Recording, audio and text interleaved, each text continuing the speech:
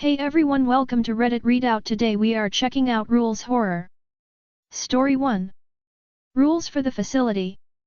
A place to share scary stories which contain a set of rules to follow. You've survived transfer. I congratulate you on that. Never talk to the guards. You will be allowed one visit per year. Do not resist. If you hear screaming, ignore. It's just officer trying to interrogate someone. The roof is off limits, do not try to go there. I'm pretty sure you're gonna die in a week. Try to socialize with the other subjects. Every single meal of the day will be mystery meat and a green sludge. Never complain. Good luck. 996. Story 2. Rules for the night shift at the Ravensburg Motor Inn and Suites. A place to share scary stories which contain a set of rules to follow. To whom it may concern. Congratulations on your new job as the overnight clerk for the Ravensburg Motor Inn and Suites. By this time, the manager, Dan, will have showed you around, trained you on all the systems, filled you in on all your duties, etc. You should be settling down for your first night alone at this point.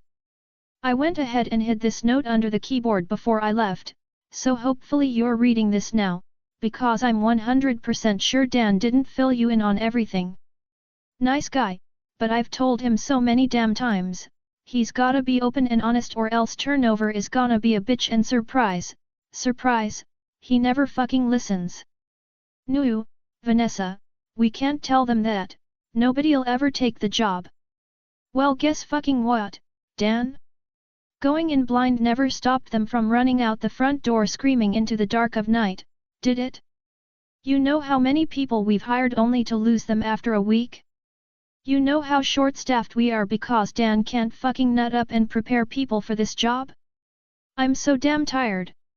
Anyways, all that to say, you're my new replacement and I felt a sort of duty to clue you in on how things go around here. Unlike Dan, I'm not of the mindset that experience is the best teacher. Not at this place. Go in knowing what to expect and you'll be fine. Before I launch into everything, I should note as wild as this place is, that's not why I quit. My husband's grandfather passed away and left an obscene amount of money in the will and now we get to live on the West Coast, retired at 35. It's awesome. But all said and done, this is a good job and if ungodly amounts of money hadn't dropped in my lap, I'd have worked here to a good ripe age. You'll find the pay is actually a bit higher than average for a job like this. Dan's actually a great guy, even if he does withhold information he shouldn't, and everyone here is chill. Guests can be assholes, but good luck finding a job where that isn't the case, right? Especially in the hospitality industry. All this to say, you've got a good job here and I promise you everything will be gravy. You've just gotta know a few rules first. Before I go into the specifics, I'm just gonna lay it all out for you, rip off the proverbial band-aid, if you will. You're gonna see ghosts. Yeah, I know, you don't believe me, that's fine. You will eventually. I don't need you to believe me right now, I just ask that you hear me out. If you decide to write me off afterwards, you're free to crumple up this note and toss it in the trash. If you do that though and later on wish that you didn't, I've also left a copy on the computer in our documents folder. You're welcome. Now, as I said, you're gonna start seeing ghosts. And I'm not talking about some fuzzy specter you might come across once in a blue moon at the end of the hallway. I'm talking a ton of ghosts. So many goddamn ghosts. Apparently, if you die here, you won't, I promise, you stay trapped here. And a lot of people have died here, apparently. I looked up how many hotels have ghosts and how many ghosts there are per hotel and you'd be lucky to find any with more than 2 or 3 at any given time. The Ravensburg has all of them beat. By a lot. And they're not shy at all. You're gonna see 'em. Dan will tell you it's just from staying up all night in a creepy hotel off the interstate. Some people think we might have a gas leak somewhere and we've all just been going nuts for decades. Personally, I think it has something to do with the glowing green fissure in the basement that leads down to what some of my fellow employees have come to call the Well of Spectral Torment. Don't go down in the basement, by the way. Anyways, whatever the reason, you're gonna start seeing ghosts. Now, it should come as a relief, these ghosts won't hurt you. I don't think they're actually capable of it. What they can do is scare the ever-loving shit out of you, so pay attention to the following rules and you'll save yourself a heart attack. Ready? Okay. The ghost you're gonna see the most is Maggie. In fact, if you look up while reading this, you might already see her. She's an ancient old woman, wild white hair, in a nightgown. She looks like a giant mosquito sucked all of the blood out of her. Most of the time, she just sits in the lobby and stares out the window. Just leave her alone.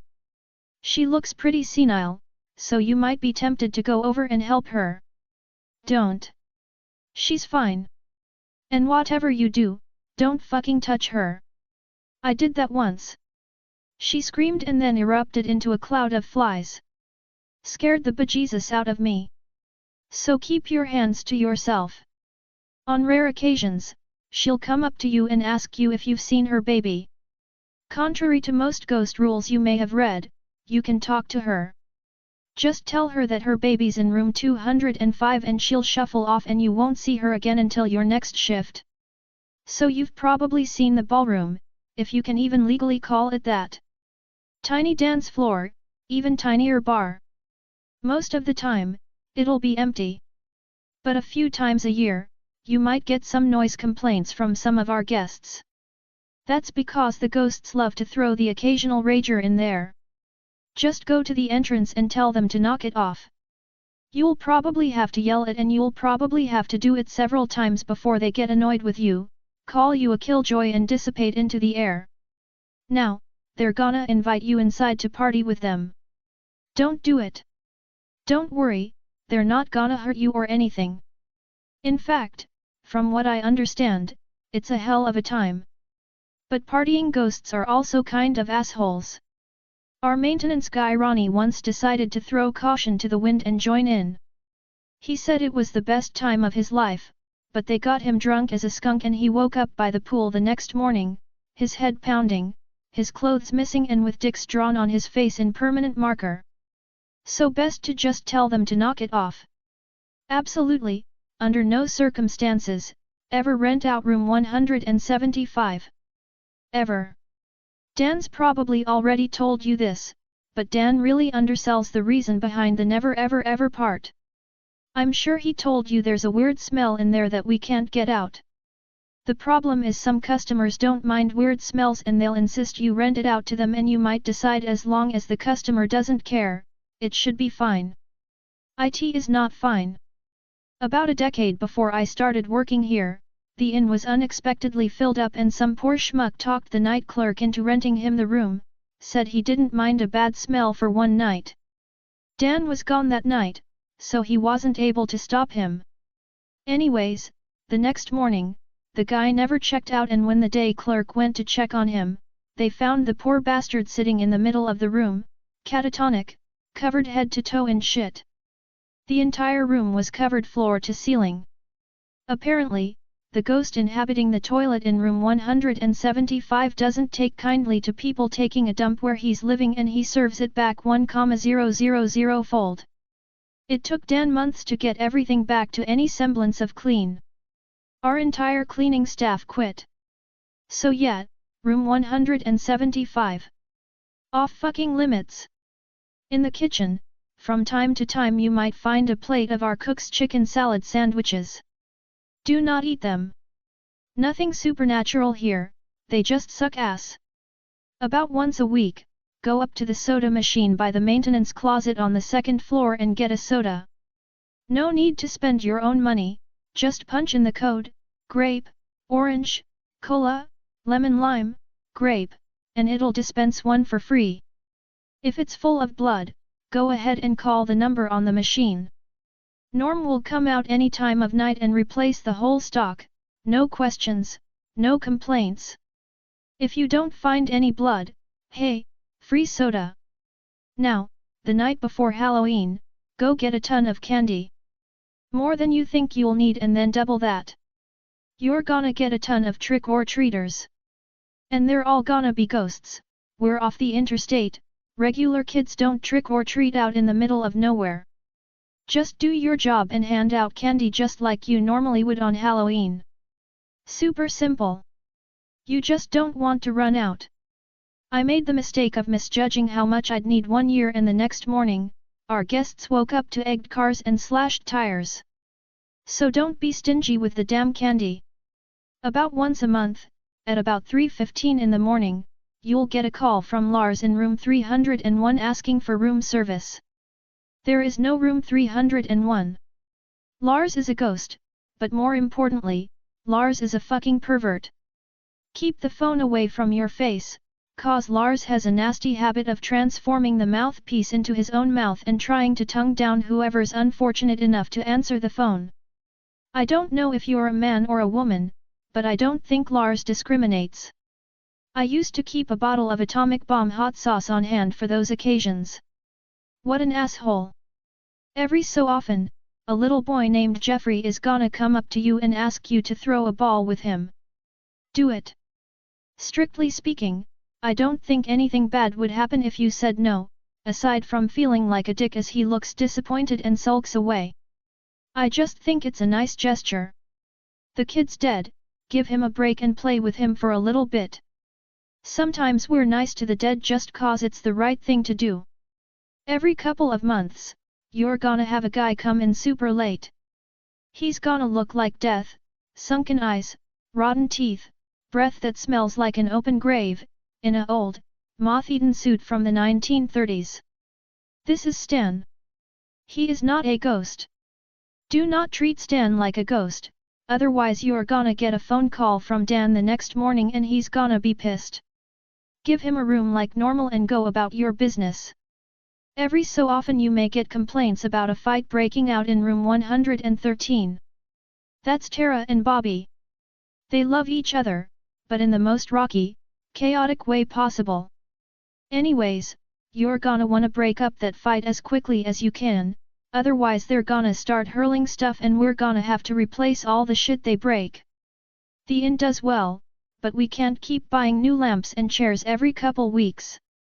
Luckily, I've found a solution that works wonders.